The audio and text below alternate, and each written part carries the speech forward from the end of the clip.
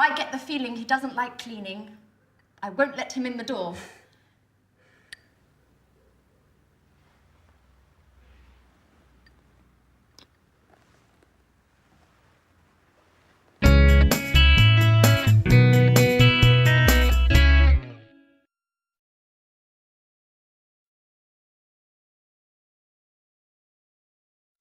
Hello again, everyone.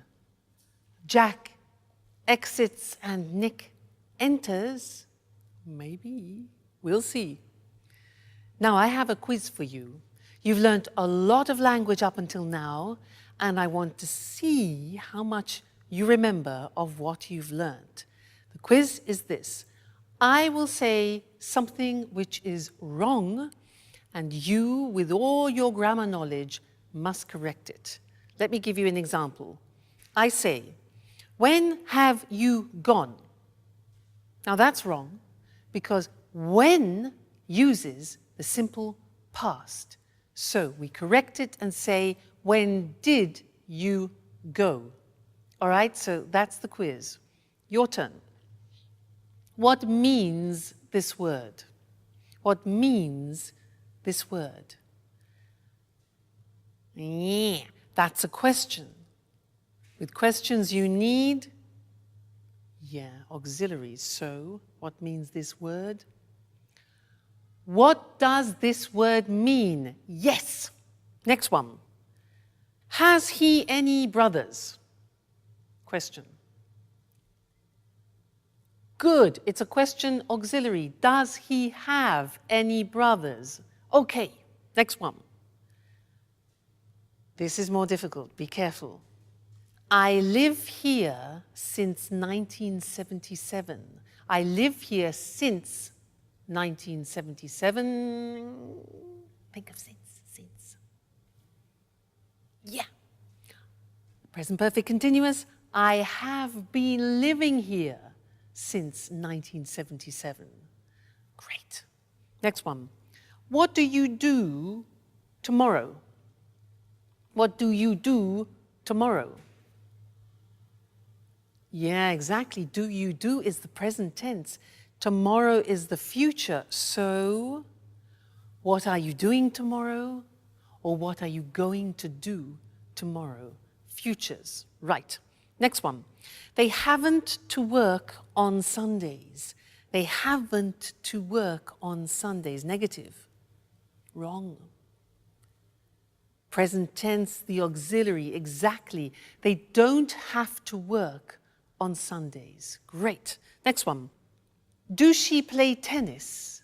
Do she play tennis? Terrible. Yeah. Exactly. Third person. So, does she play tennis? Excuse me. Next one. I call you later. I call you later. Think of this. Snap decision. So it becomes exactly, I'll call you later. Great. Next one. He just left. He just left. Okay, we have just. With just, we use genie, just, ever, already, never, yet.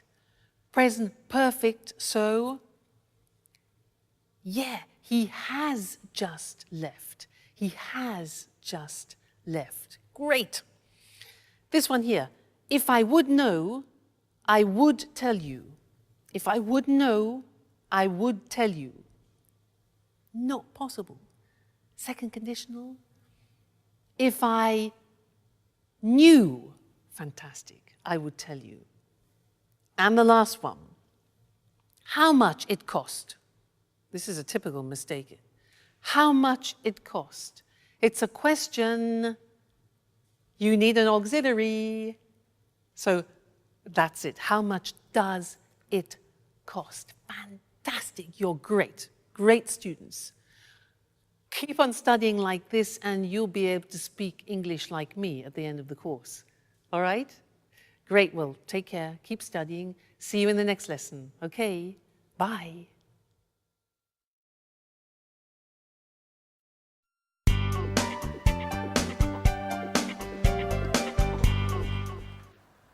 Good evening. My name's Nick. How do you do? How do you do, Nick? My name's Anne. It's a pleasure to meet you. The pleasure's all mine. So this is the apartment. It's very beautiful.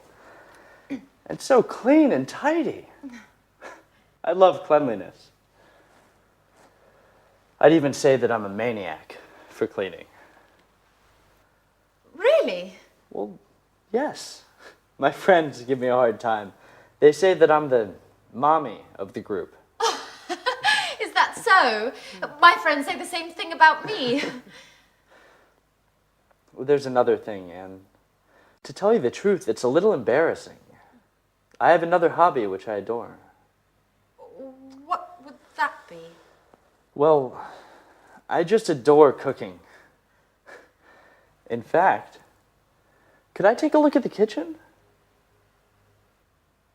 Are you okay, Anne? What? The kitchen. Do you think you could show me the kitchen?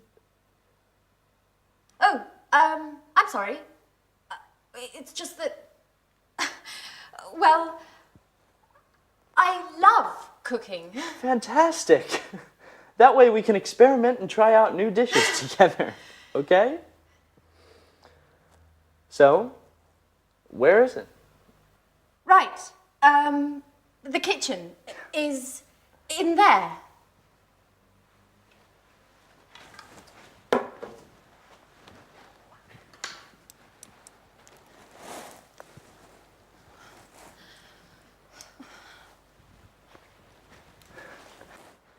Great.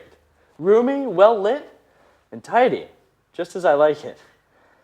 I've got to confess that the kitchen is key to whether I come to live here or not. Oh, well, Nick, are you pleased? I mean, with the apartment. Oh, yes. It's very lovely. I like it very much. Not only the apartment. Thank you. So, when would you like to move in? Well, if it's all right, I'll move in tonight. I just need some time to get my things. Oh, that's great. Well, I'll cook up some dinner while you get your things, and then you can tell me what you think. I'm sure I'm not as good a cook as you. I'm not so sure. I'll go get my things. I'll try to hurry up, and then I can give you a hand. You know what, Anne? I think we're going to get along well.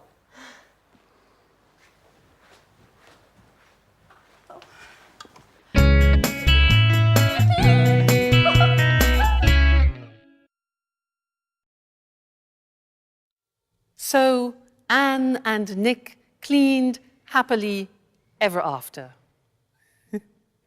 Now, in the last episodes, we have seen lives changing, we've seen people saying goodbye, and I want to look at that language that we use when we say farewell. Farewell in English is a word which means stay well in the future.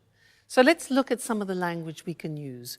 We heard, I'm sorry to see you go, and also, I'm going to miss you. I'm going to miss you. Hope to see you again soon is something we very often use. Hope to see you again soon, okay? Call me from time to time.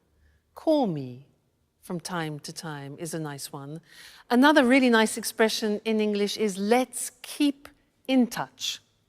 Let's keep in touch, all right, so that you continue having a contact with that person. Let's keep in touch. Let me know how you're doing. Let me know how you're doing, okay? Then saying goodbye to people, some examples are all the best. All the best for your new job, for example, to Peter. Good luck with your new job, another very common expression, good luck with your new job. See you soon. See you soon. Yes, like an imperative there. Take care. That's really very nice. It means look after yourself. Look after yourself or take care. Then safe journey. Now that's when people are leaving by car or by plane or by train. Safe journey. And you're wishing that they have no problems. Then goodbye, or more informally, bye. Cheers, which is something that we use a lot in England, and we also use it when you're drinking with someone. Cheers, also for goodbye. Cheers. And we also use the Italian form ciao. So, bye, cheers, and ciao until our next lesson, where we'll be doing some more English language. Ciao. Hello, hello. I'm Lucy Ross, and this is Talk Cinema. And today, with our cinema expert, Sanjeev Gupta, we pay homage to one of the most popular films of all time, an unforgettable Hollywood masterpiece. I don't think I need say more. I'm sure you all know the film we're going to talk about today, Casablanca. Casablanca, the amazing cast, the fantastic script, and of course, the unforgettable story. Yes, there'll always be a place in my heart for Casablanca. And not only in your heart, Sanjeev. Well, let's try to explain to our viewers why this film is so popular.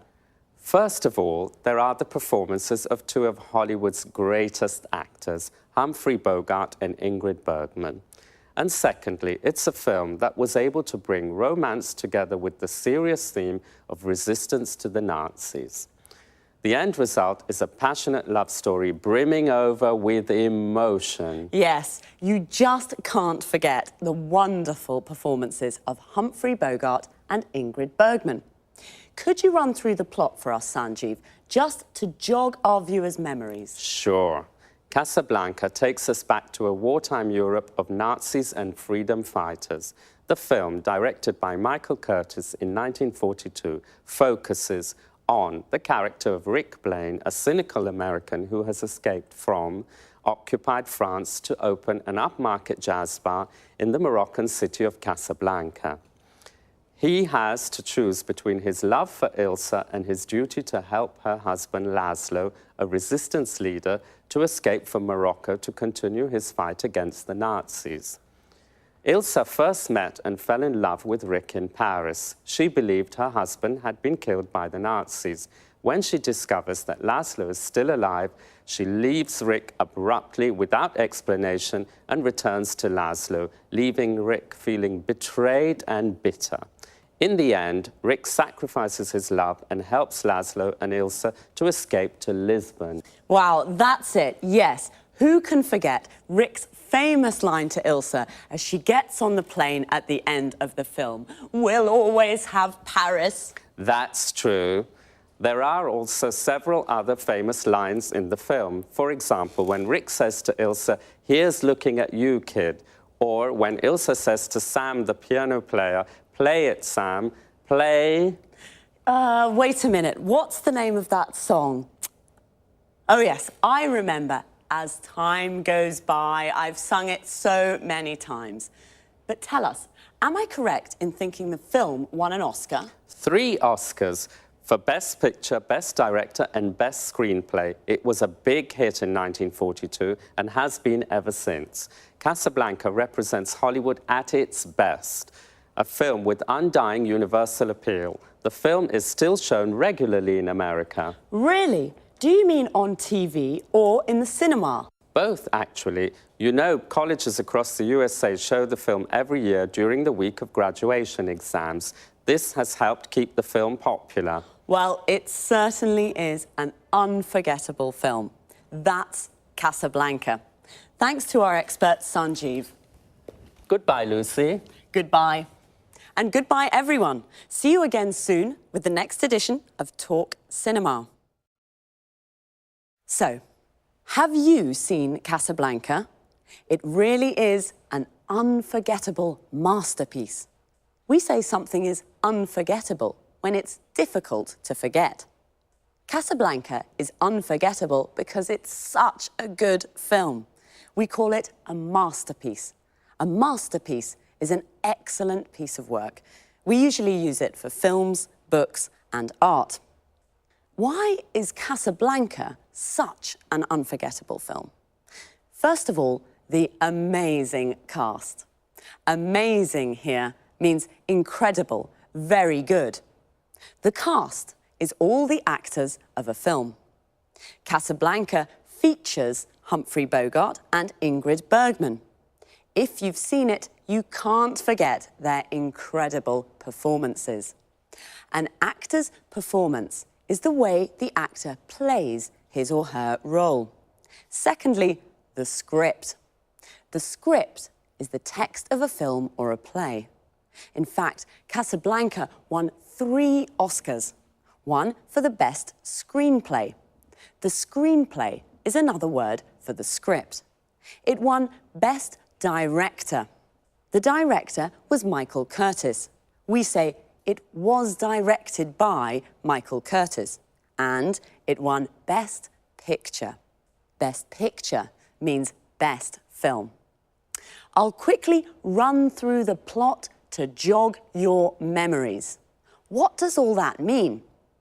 To run through something means to make a brief summary. The plot is the storyline, what happens in the film. And to jog someone's memory means to help them remember. Sanjeev jogged my memory. He made me remember some famous lines from the film. A line is something an actor says in the film. One of the most famous lines is, "At the end of the film, we'll always have Paris." Notice how we say, "at the end of something," but "in the end" means finally, after some time. And now it's time for me to say goodbye. So see you all next time. Bye. Good morning and welcome to this week's edition of the Travel Programme. In the studio with me, as always, is Christine Oteng, our travel expert. Good morning, Lucy, and hello to everyone. Are you dreaming of your next holiday? You can't wait to get away from it all. Thinking of going to an exotic, tropical destination? Well, let's have a look at some suggestions that will make your travels more rewarding and help local people too. So over to you, Christine. Thanks, Lucy. Well, the golden rule for a true traveller is to respect the culture and environment of the country you're visiting. This is why I want to talk today about ethical travel.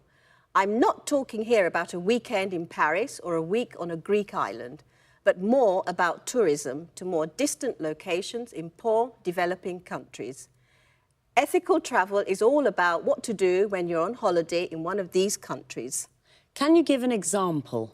Sure. To start with, before you leave home, try to choose a travel company that gives part of its profits to a fund that supports local community projects. You know, with traditional tourism, only a very small percentage of the income generated by visitors actually goes to local people. Most of the money that tourists spend goes to multinational companies. Usually, these companies take their profits out of the country and do very little to help local communities and the local environment. You're right. The tourist industry can be a very cutthroat business. So do you have any other suggestions on how we can travel ethically? Sure. Choose a resort that is built with local materials in the local style or stay in local family-run hotels. Shop and eat where local people do. Use public transport and try to learn a few words of the language before you leave home. The only way to really get to know a country is to get in touch with local people. So it can be useful to read up on the place you're going to visit and its culture before you leave home. Of course, tourists usually see the local culture as something colourful and exotic without really understanding it very well.